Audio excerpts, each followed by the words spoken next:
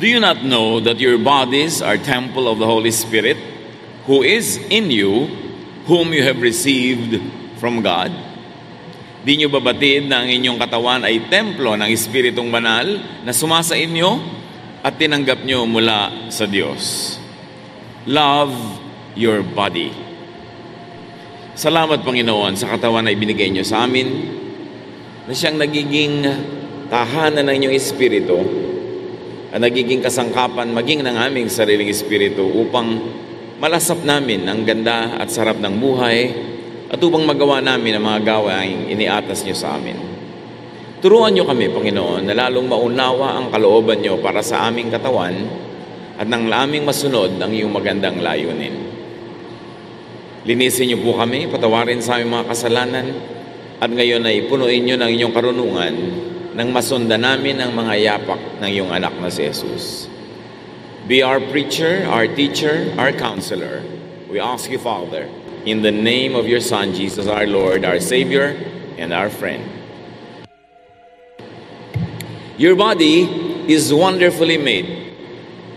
Yan dapat nating lalo at laging maalala. Nanilikha tayo ng Diyos, kaya napakabuti, napakaganda, napakainam ng ating katawan. Psalm 139:14, I praise you because I am fearfully and wonderfully made.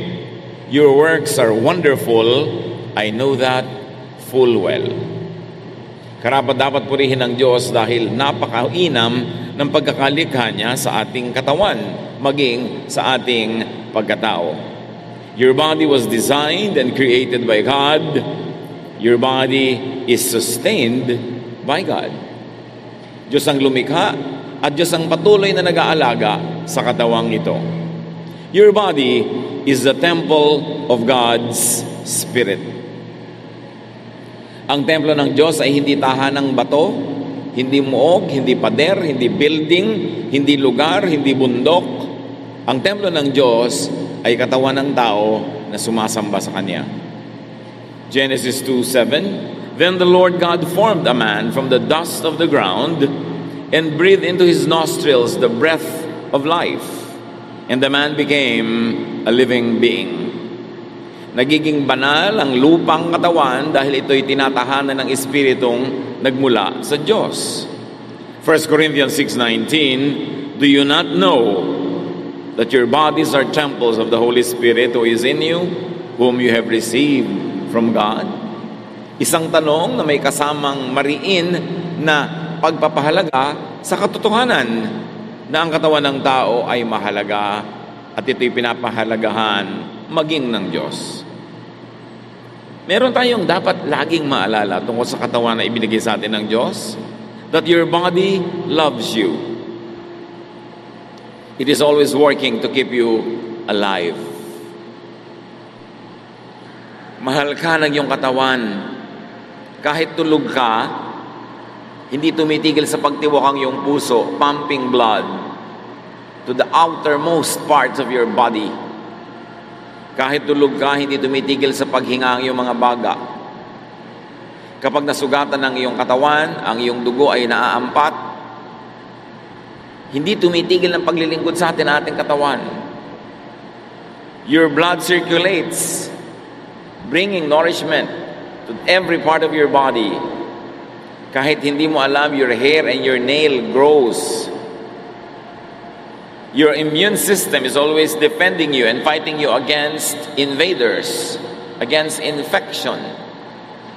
Your stomach always digests your food. And your senses are always working to defend, warn, protect, and even please you. Hindi tumitigil sa paglilingkod ang katawan na ito.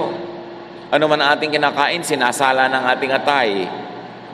Ano man ang ating ginagawa, ikinokorek, binabalanse ng ating katawan. Pag pagod na pagod ka na, pinapaantok ka ng iyong katawan para ipahinga mo siya. Dahil hindi siya pwedeng abusuhin ng sagad-sagaran. Pagka sobra na ang tulog mo, ginigising ka na. Pagka nga ikaw ay nanganganib, pag natutulog ka, ginigising ka ng iyong katawan. Pagka nga maiihi ka na, ginigising ka pa rin ng katawan mo para gawin mo na yon. Mahal na mahal tayo ng ating katawan at inutusan ng Diyos ang ating katawan na tayo'y mahalin.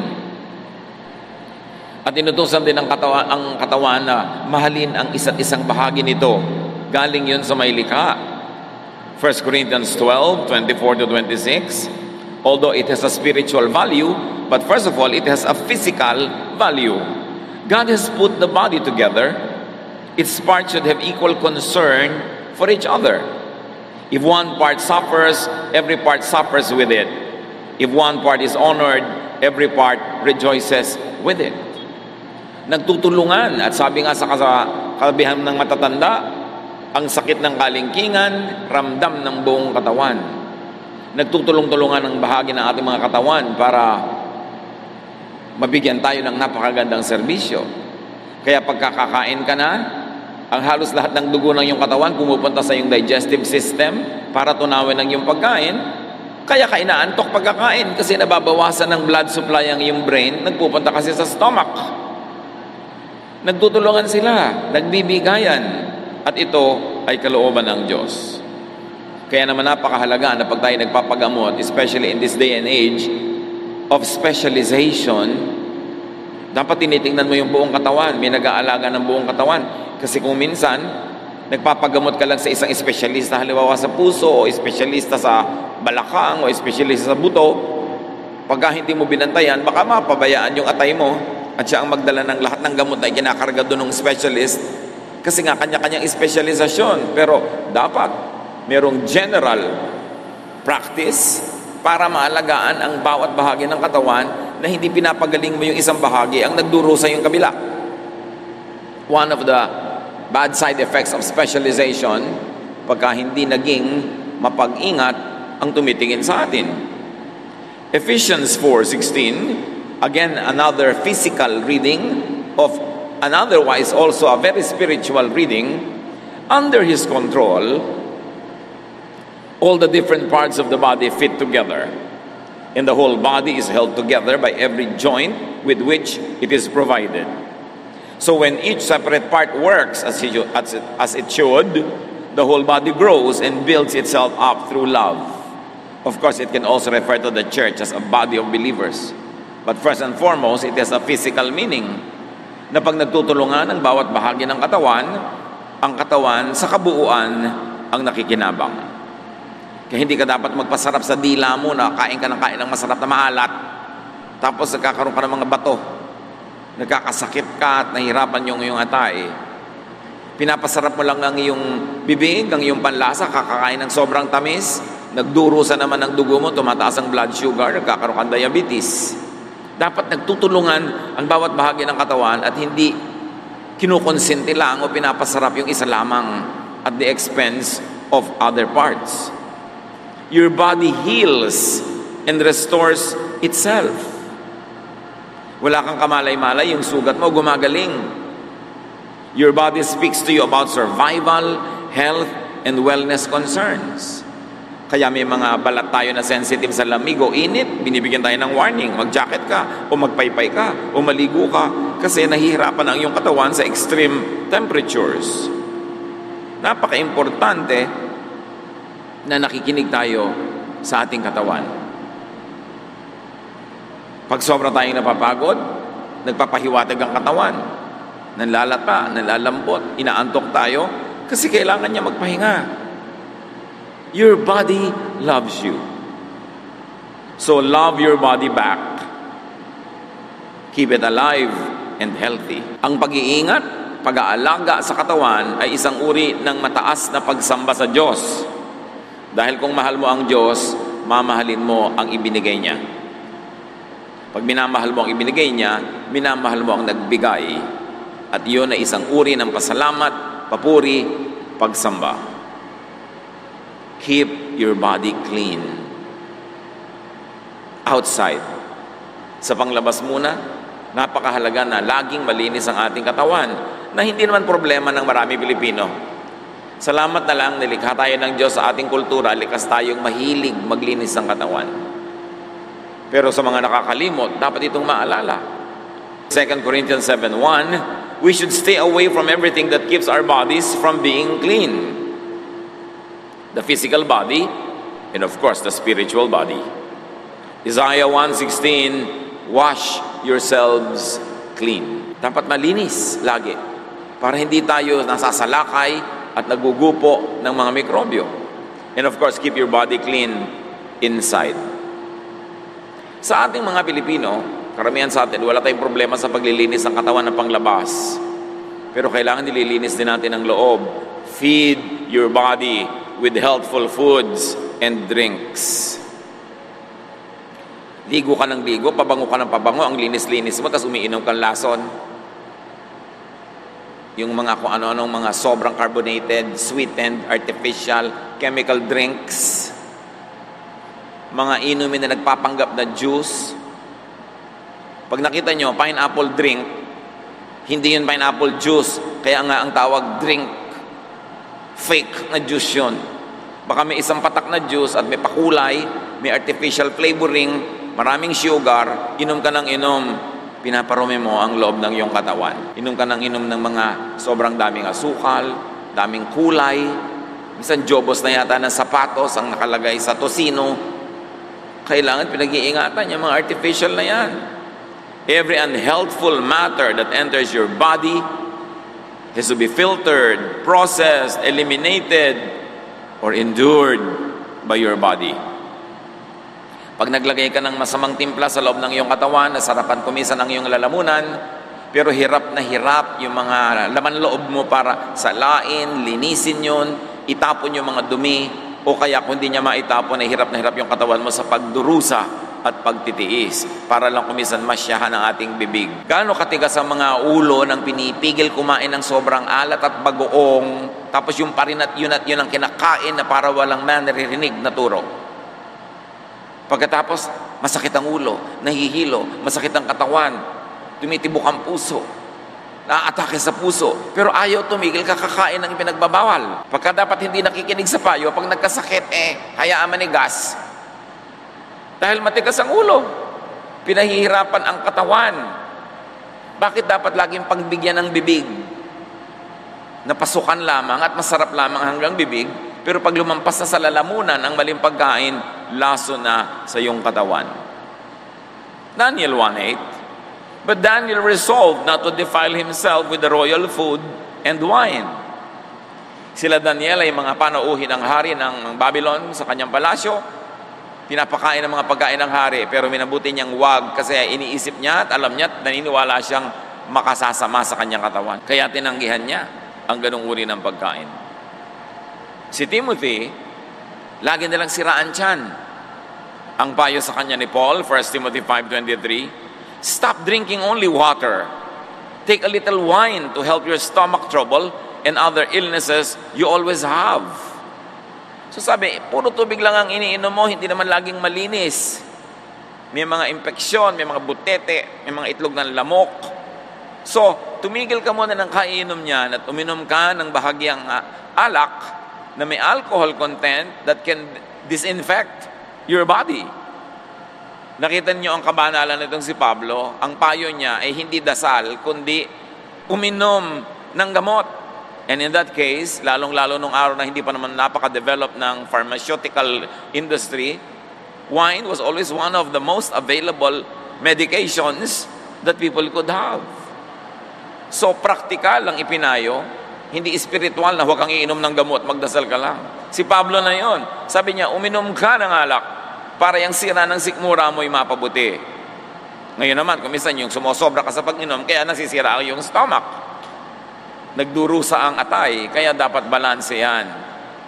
So feed your stomach with good foods and feed your mind with healthful thoughts. Nililinis mo ang labas ng iyong katawan, nililinis mo ang iyong mga lamang loob, ang iyong bodily organs, pero nililinis mo ba ang iyong utak? O pinupuno mo ng takot, pag-aalala, panay ang iyong pag-i-imagine at guni-guni ng mga nakakapagpabalisa, nakakagalit, pinupuno ba natin ating isip ng inggit, ng pagkamuhi? Lason lahat yan. Lason sa isip na nagbubunga sa sakit ng katawan because it is mind over matter. Faith over the material world.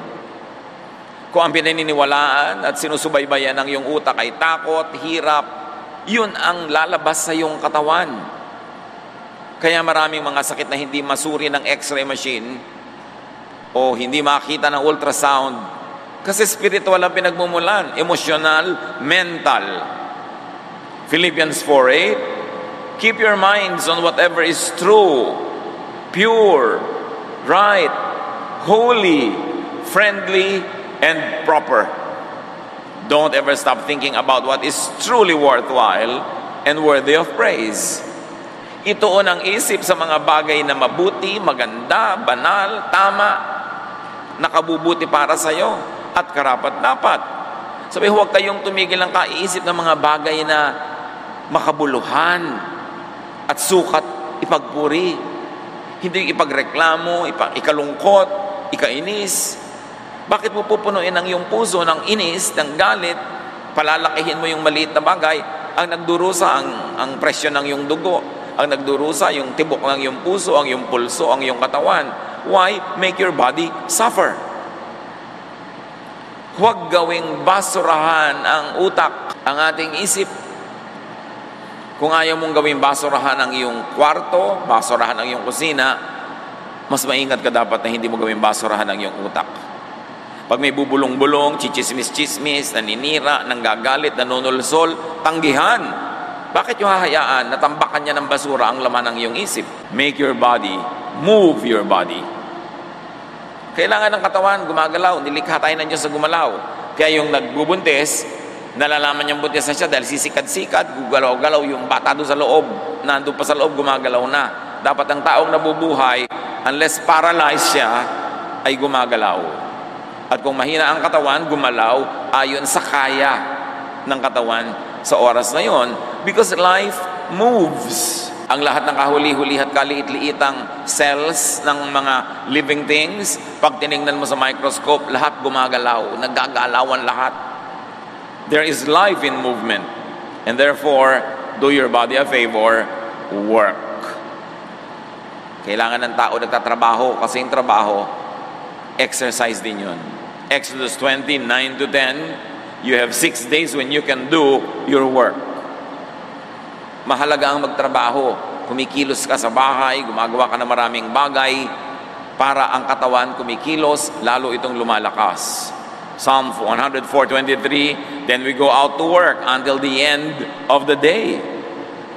Marami mga tao na de-depress kasi hindi nagtatrabaho, walang ginagawa, nalulungkot tuloy, dinadalaw, pinamumugaran ng lungkot dahil walang ginagawa. Kailangan ng tao may ginagawang katawan, and work also affirms our worth. Aside from the fact that work earns for us, work also improves our value. At pagka tumataas ang pagtingin natin sa ating sarili, tumataas ang pagtingin ng iba, lalo naman tayong sumasaya. At pag tayo sumasaya, tayo'y lumulusog. Dapat pasayahin ang sarili.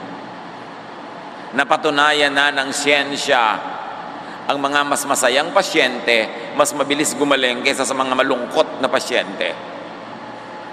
Ang mga masaya na ginagamot, mas mabilis yung katawan nila na tumanggap ng kagalingan mula sa gamot kaysa yung malungkot na ginagamot, halos hindi tablan. Sapagkat pag masaya ka, your immune system becomes strong. And everything else is about your immune system. Ang lahat ng sakit na nagsisikap na pumasok at gumupo sa ating katawan, yung ating immune system ang lumalaban doon. At ang taong mga masayahin, malakas ang immune system, malakas ang naturalesa. Kaya dapat pinapasaya ang sarili. Yung iba naman masaya na nga, pinapalungkot pa. Malungkot na nga, mas pinapalungkot pa. Pag dinadapuan ka ng lungkot, itaboy mo agad. Kailangan pasayahin mo yung sarili. Huwag kang lagi magdramang bukid. Huwag kang lagi mag-isip ng mga sentimiento, mga nakakalungkot, mga pagsisisi, hinanakit, galit, puot. Kasi magkakasakit ka. In fact, sakit na nga yun. Sakit na yun ang utak. At ang sakit ng utak ay napakabilis maghawa sa katawan. Exercise. Sa abot ng iyong kaya, dapat ang tao ay nag-e-exercise. Bago umuso ang mga machine, maraming exercise ang tao.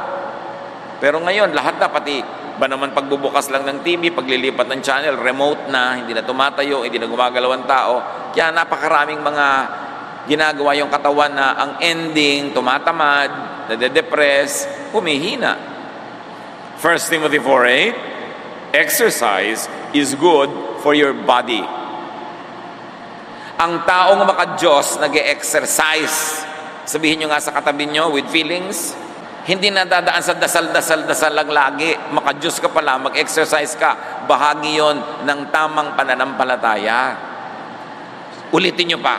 Ganyan, may kasama dapat panlilisik ng mata. Lalo't alam nyo yung kausap nyo, napakatamad mag-exercise.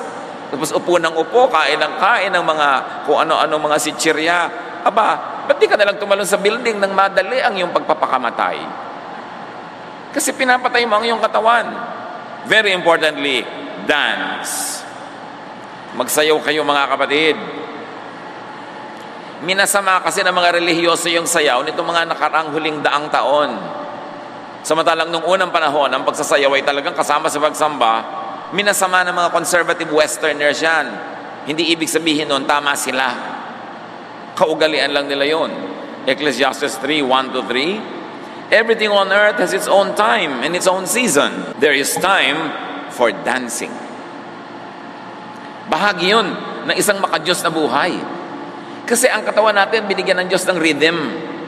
Nakakarinig ka lang nga ng tugtog, napapaganon yung katawan mo dahil sumusunod, nilikha. Ang bata, hindi mo tuturo ang sumayaw. Pag nakarinig ng tugtog, sasayaw. Tapos maraming mga relihiyoso ngayon, bawal sumayaw. Bawal umindak, bawal umugoy-ugoy na ganon. Para sa kanila, pag banal ka, dapat bato ka. Imbento lang nila yon, hindi yun galing sa Diyos. Galing lang yon sa kanilang conservative backgrounds and they're passing it on as spirituality and godliness. No, version lang nila ng spirituality yon at huwag kayong pabulag sa ganong mga ideya. Do not demonize dance. Katulad ng do not demonize rest, enjoyment, pleasure. Ang pagmamasama sa sayaw, sa sarap, pagpapasarap, pag-enjoy, Gnosticism yan. At pag-uusapan natin mamaya yung napakahirap ispellin at i-pronounce the word na yan. Gnosticism. Sabihin mo nga sa katabi mo. Tandaan nyo yan. Psalm 150 verse 4, praise Him with dancing. Si King David, sumayaw siya before the Ark of the Covenant, before the Lord.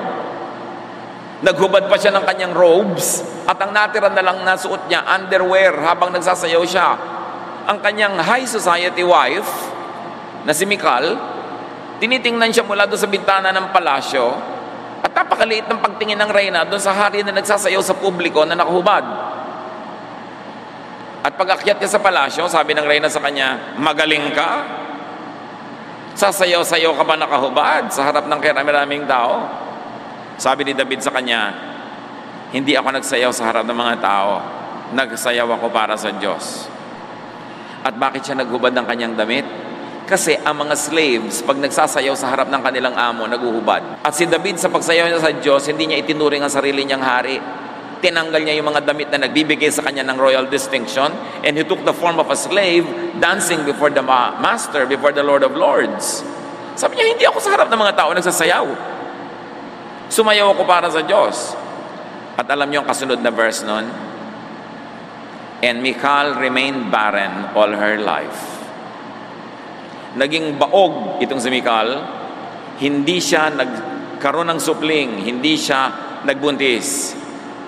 Kasunod ng paglait niya sa pagsayaw ni David. Napaka-connected nun.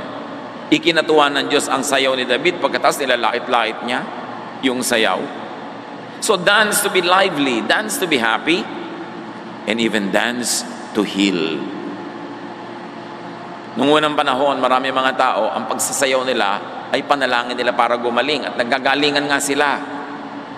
Nauso lang kasi ngayong mga huling taon na ang dasal ay puro sinasabi ng salita ng bibig. You can dance as prayer and you can pray by dancing. You can pray by playing music. You can pray by creating beautiful works of art. Maraming paraan ng panalangin, maraming paraan ng pagpupuri sa Diyos, at maraming paraan ng pakikipagniig sa Diyos. Hindi lang sa formal, organized, Western-style worship. Na franchise kasi ng Western civilization ng Christianity in the last many hundred years. At inimpose nila yung kultura nila at pananaw nila sa pagiging makadiyos. But we've got to go back to ancient practices of spirituality where there's a lot of music, there's a lot of dancing, there's very little intellectual discourse happening during the spiritual experience. Dapat nating ibalik yun sa ating worship, ng ating damdamin, ng ating emosyon kasama sa pag-worship. Dahil yun ang buo nating pagkatao. Kung papagurin ang katawan sa exercise dahil nakakabuti yun, you must balance and give your body rest. Ipinapahinga ang katawan. Madalas mong maririnig sa mga empleyado ngayon, naku, toxic ang work namin. Avoid getting into a toxic mode by planning, by working on time, by not procrastinating, by being organized, para hindi nagiging toxic. Toxic means lason. Kung lagi kang nasa toxic environment, you're killing yourself. Exodus 20 verse 12, work the first 6 days of the week, but rest and relax on the 7th day. Mga workers, mga empleyado, mga estudyante, nagiging toxic ang trabaho nyo kasi madalas you procrastinate. Ipinagpapaliban yung gagawin ngayon, ipinagpapabukas. Yung gagawin this week, ipinagpapa-next week. Kaya sabay-sabay lahat, nagkakaraming pagka-deadline na. By organized timing, may iwasan yung kanyang mga klaseng trabaho na toxic. Paliban pamisa-misa na biglaan talaga kailangan. Pero madalas yung mga nagsasabing toxic, kulang sa planning, kulang sa organization, kulang sa pagsisimula sa oras. Importante na nagpapahinga. Ang sobrang napapagod, nade-depress. Tulad ni Elijah, sa pagod, gusto nang mamatay.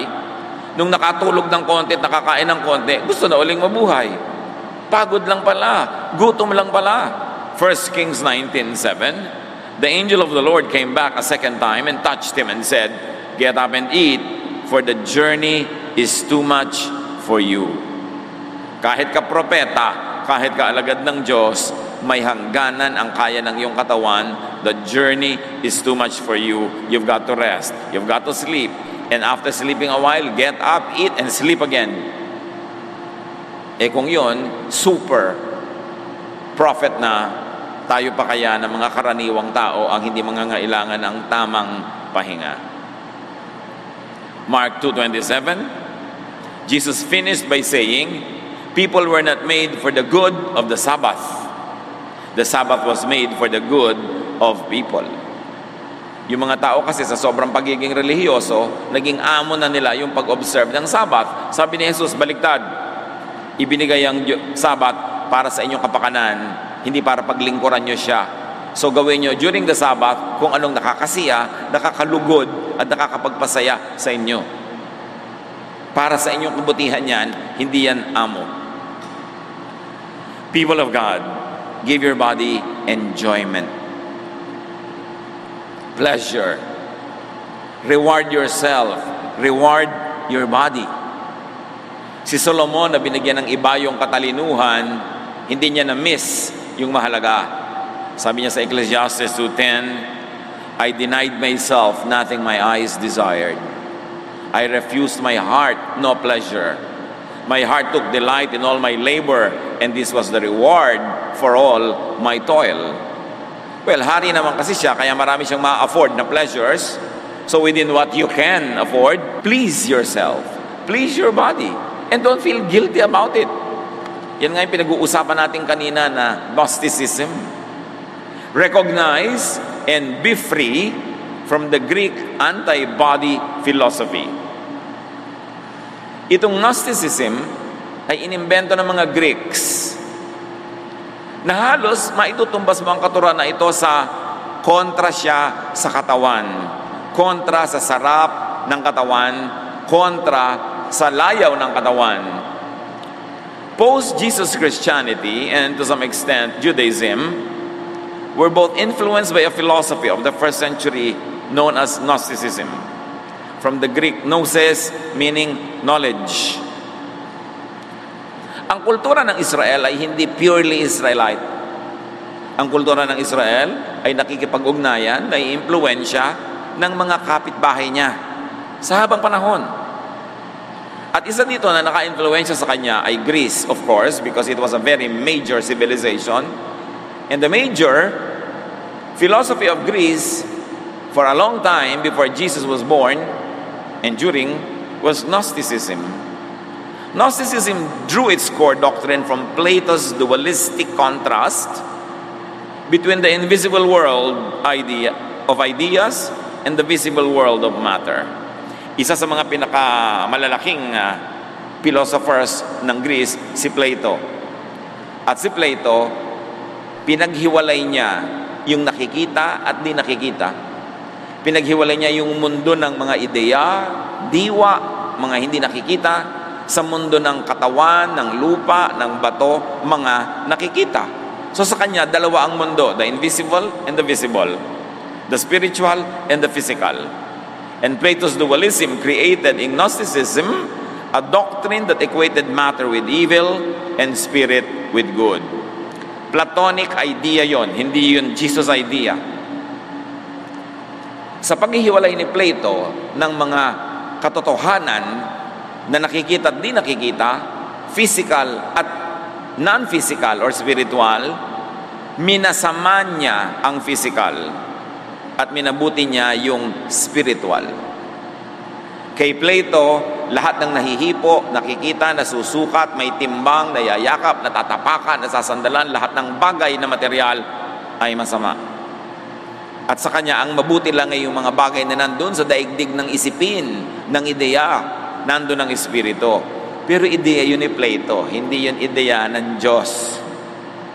Kaya lang yung ideya na yun naka-impluwensya maging sa kultura ng Israel, kaya ito'y pumasok maging sa mga kaugalian ng Israel hanggang sa Israel na inabutan ng Panginoong Jesus. And out of this equation that spirit is good, matter is bad, came two opposite modes of conduct. Asceticism, the suppression of bodily passions because of their connection with evil matter.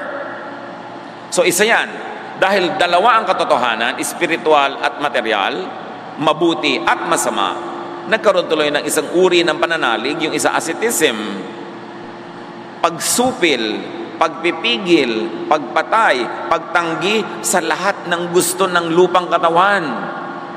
At yun ay itinuturing na kabanalan. Galing yun kay Plato, hindi sa Diyos. Linawin nyo yun.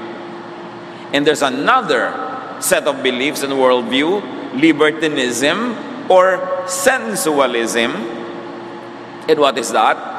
The indulgence of bodily passions because of the transience and consequent unimportance of matter. So, kung sa isang banda, merong asceticism, ayaw ng lahat ng sarap ng katawan dahil masama, yung kabaliktaran naman sa kabilang dulo, sensualism.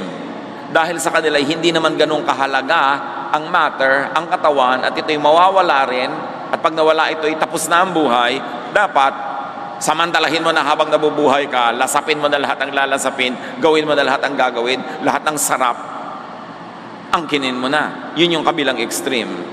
At nagbanggaan ng dalawang ideya na ito, dalawang uri ng pananaw, at dalawang grupo ng mga tagasunod ng pananaw na ito. Ito ay malaki ang impluensya sa spiritualidad ng Israel, kaya hindi naman lahat. Pero may mga nagturo at may mga kaugalian sa Israel na binasama ang anumang masarap sa katawan at ginaglamorize ang anumang mahirap. At nagbunga ito sa 2,000 years of Christian history later ng monasticism. Asceticism din yun, yung ayaw kumain, puro ayuno, bawal ang tugtog, bawal sumayaw, bawal masarapan, bawal sumaya, pinaparusahan ng katawan, hinahampas, nilalatigo, nagsusuot ng may mga pantusok na mga sinturon sa kanilang mga binti at hita para sumakit lagi ito. Lagi nilang sinusuppress ang feeling, minamasama nila ang sexual desire, minamasama ang desire for food, lahat ng masarap, lahat ng mabuti sa katawan, evil. Asceticism yun.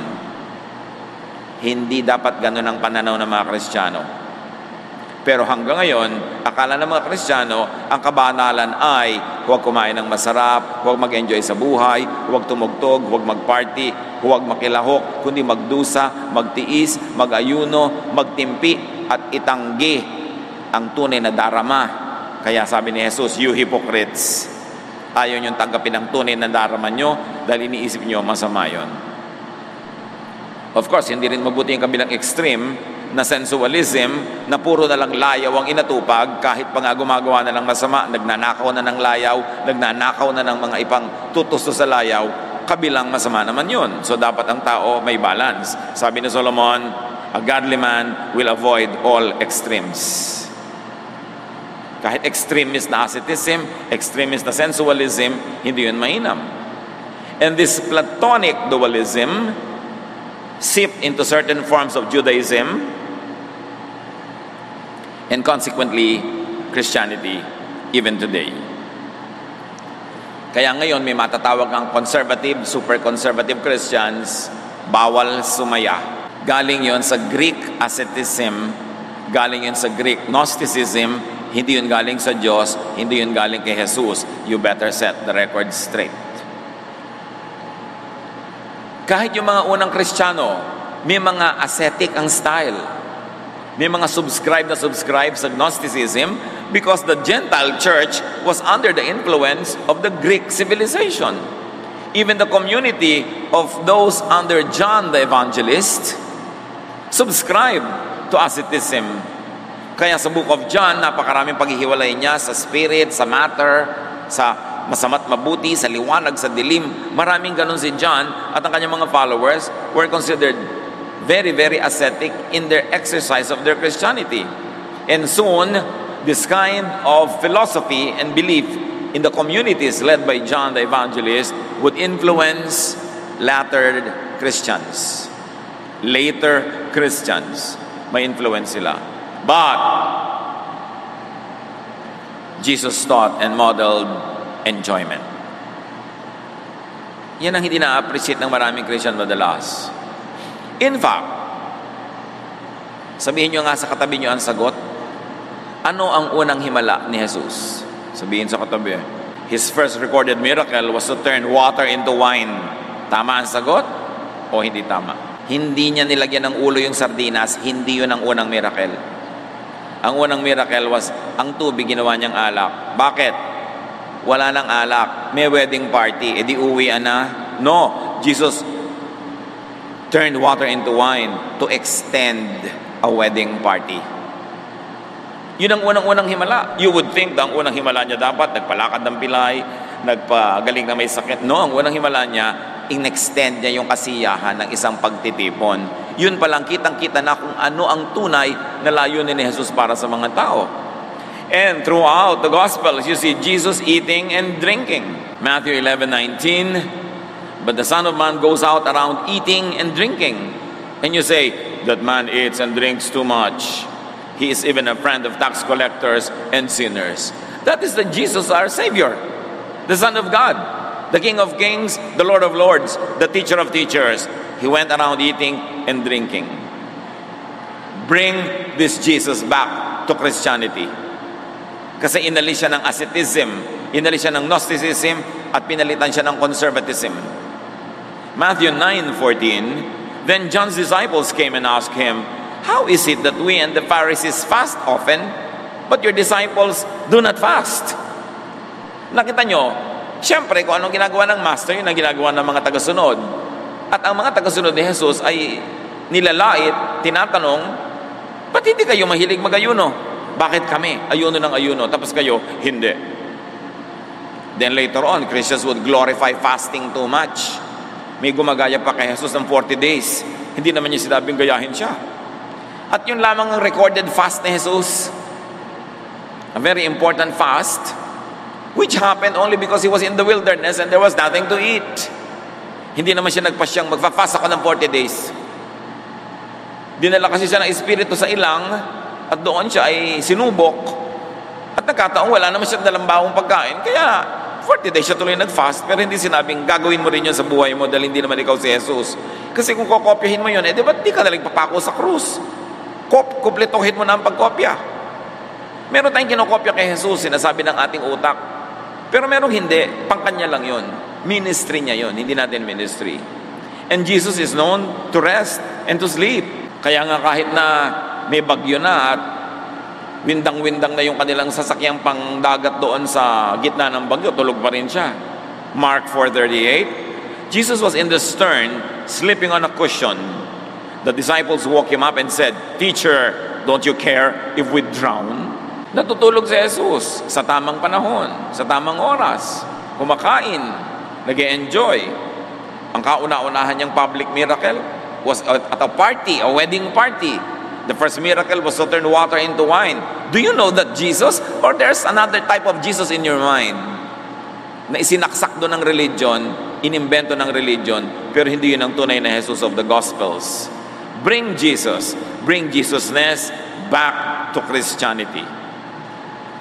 Jesus na nagpapalaya, Jesus na masarap kasama, Jesus na gustong mag-enjoy ka sa buhay, at Jesus na gusto ikay maging mabuti, matuwid, gumawa ng mabuti sa kapwa, at hindi mo ninanakaw sa kapwa ang iyong kaligayahan, pero magpakaligaya ka. Mahalin ang katawan. Nakita natin si Jesus, inalagaan din niya ang kanyang katawan. Fill your lungs with clean air. Pagkatapos alam mo na masama yung usok ng sigarilyo, naninigarilyo ka pa, hindi ka nalang magbaril ng madali. Pagkatapos hindi ka kontentong naninigarilyo ka sa public place, lahat ng taong allergic sa usok, nauusukan mo, sa kaligayahan mo may nagdurusa, kaya ng konsyensya mo yun. Masarapan ka lang, nagdurusa yung katabi mo. Fill your nose with fragrance. Kaya nga ngayon merong aromatherapy, nakakapagpagaling ang pag-amoy ng mabubuting halimuyak. Fill your ears with music and pleasant sounds. Fill your home with music. Hindi sigawan, murahan, inggitan, selosan, insultuhan.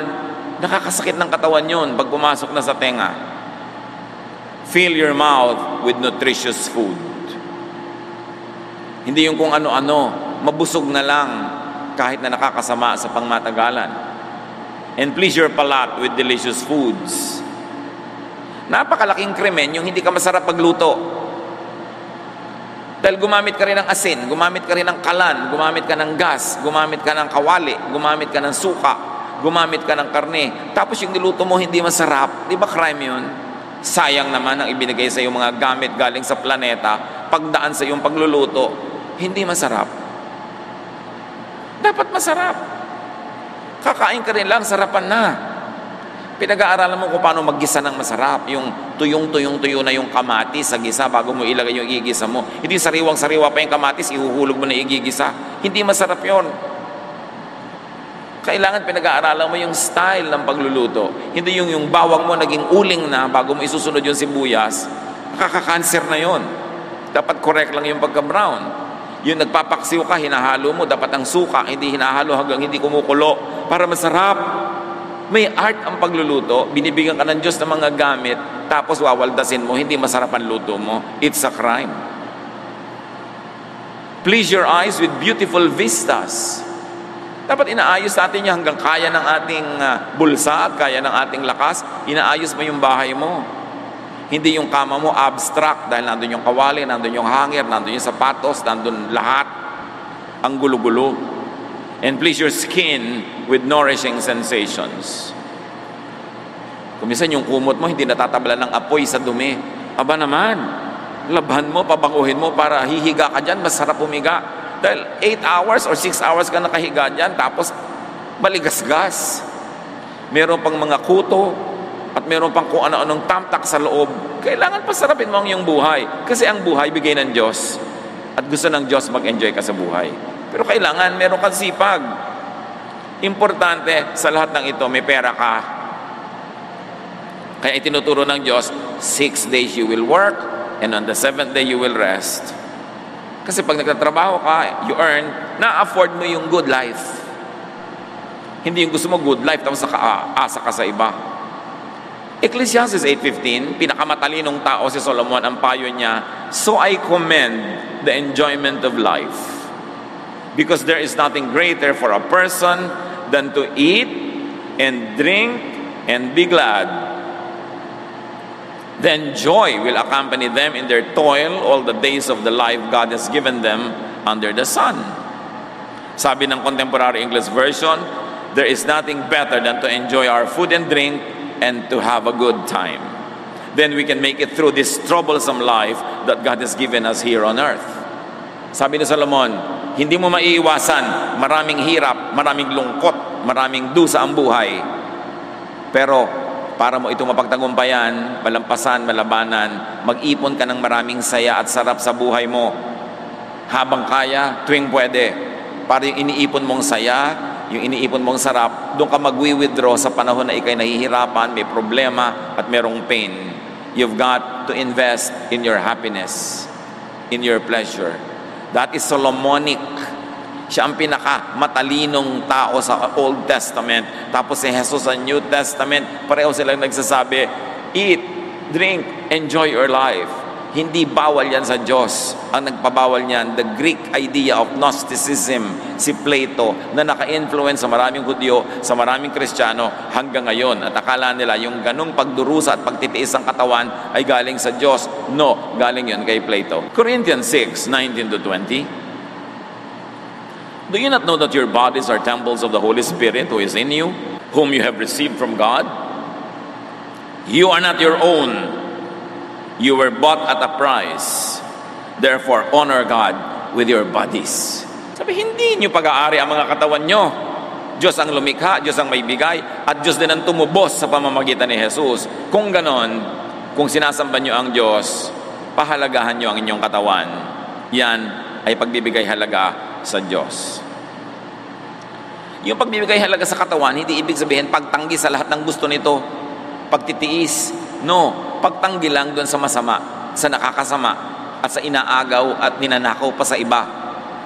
Pero on all other innocent pleasures, enjoy your life. Because life is a gift from God. It is to be enjoyed. It is not to be problematized.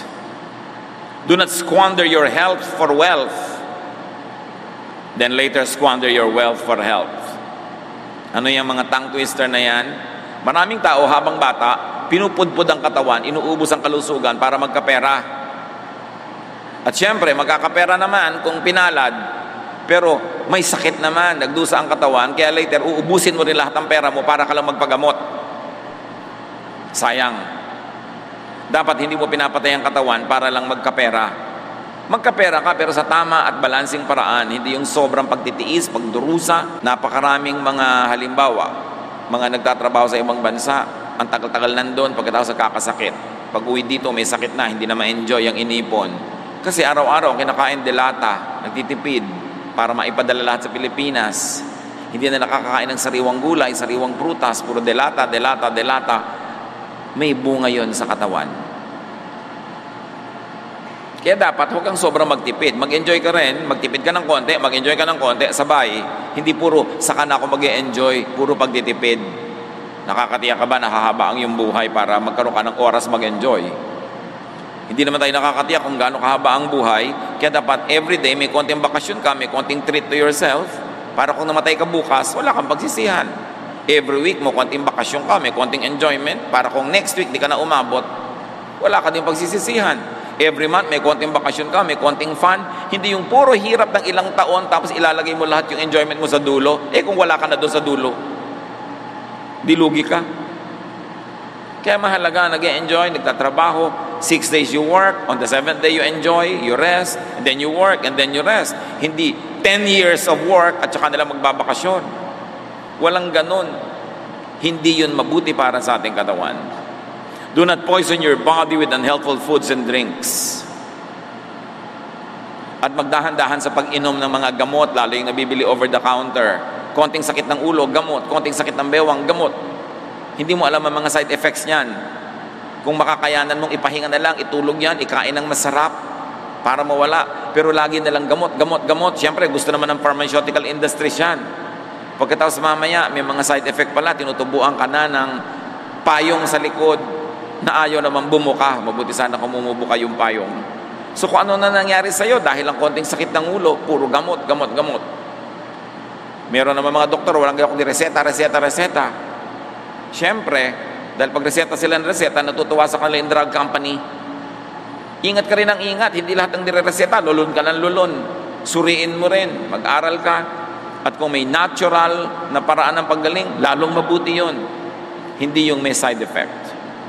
Do not weaken your body with lack of movement and exercise. At mga kapatid, I like to end with this. Kahit anong gawin mo, 90% darating at darating ang panahon magkakasakit ka, magkakaroon ng pain, kailangan handa ka doon. Magtrabaho, kumita, mag-ipon, bumili ng matino at reliable na health insurance, hospitalization insurance, para kung magkasakit ka, may pampagamot ka naman. Hindi yung ang napakasakit sa lahat yung bulsa ang nasaktan dahil hirap na hirap ka. Pinapayuhan ka pa ng 3 araw sa ospital, gusto mo nang lumabas kasi wala ka ibayad. Hindi naman surprise Hindi pa ba nangyari sa mga lolo natin yan, sa mga magulang natin, nagkakasakit sila at wala silang paghahanda? Tapos iaasa mo sa iba ang iyong pagpapagaling, halos ipalimos mo ang iyong pagpapagamot, o kaya kung wala, magdusa ka mahirapan. Gusto niyo ba mangyari sa mga sarili niyo yun? Meron ba kayong preparation for times of sickness? Are you covered with health insurance? O kung hindi, meron ba kayong malaking savings? Huwag namang mangyari kahit kanino, pero meron nagkakaroon ng cancer. Dapat naman may pambili ka man lang ng morphine para kung mamamatay ka man lang, namatay kang nakangiti kesa nakasimangot. Pagka hindi na talaga magamot ang sakit, pain management is important and it is costly. Kailangan, meron kang inihahanda na kung sakasakali, huwag naman, at dapuan ka ng ganito, may pambili ka man lang ng pampamanhid ng sakit. Kung hindi ka man mapagaling nun, mabawasan ang kirot. Hindi surprise ang mga ganyan sa buhay. We are surrounded by so many people who suffer this kind of situation. Prepare. Kailangan may itinatanim ka para meron kang aanihin. Pag may isinuksok, may mabubunot. Sabi ng matatanda, pag may tiyaga, may nilaga. Spare your body from pain, but prepare for possible pain. Earn, save, have a coverage. And one more thing. You could be surrounded by people who are suffering. Maring asawa mo, nanay mo, kapatid mo, anak mo, kapitbahay, kaibigan, ay may dinaramdam, may sakit. Be sensitive. Be kind. And be helpful to those in discomfort rather, to those in pain. Be charitable. Kung dadalaw kayo sa ospital, imbes kung ano ng bulaklak na kuminsan, nakakahika pa, ang daladala, mga prutas na bantay lang naman na kumakain, at kung ano-ano pa. Pagdadalaw kayo at meron din lang kayo kahit konting pera, dumaan muna kayo doon sa kahera, itanong nyo, magkano na ang bill ni patient number ganon, sa ganong bed, sa ganong room. At kung kaya nyong bayaran lahat, bayaran nyo. Kalahati, 1/4, bayaran nyo. Pagpasok nyo sa inyong dinadalaw, daladala nyo yung resibo. O eto ang pasalubong ko sa iyo, binayaran ko na yung outstanding bill mo dyan, kahit konti man lang. Napakasarap na tulong.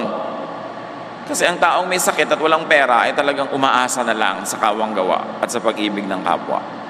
So tulungan natin ating kapwa. You might be surrounded by people who are in pain. Sacrifice a little bit. May party ka, ang budget mo 100,000, pero may kamag-anak kang merong sakit. O gawin mo na lang 70,000 yung party mo, ibigay mo sa kanya yung 30. Mano ba naman yon? Bawasan mo na lang yung mga ribbon ng damit mo dahil ang dami naman. So pwedeng konti na lang. I-donate mo naman sa may kailangan.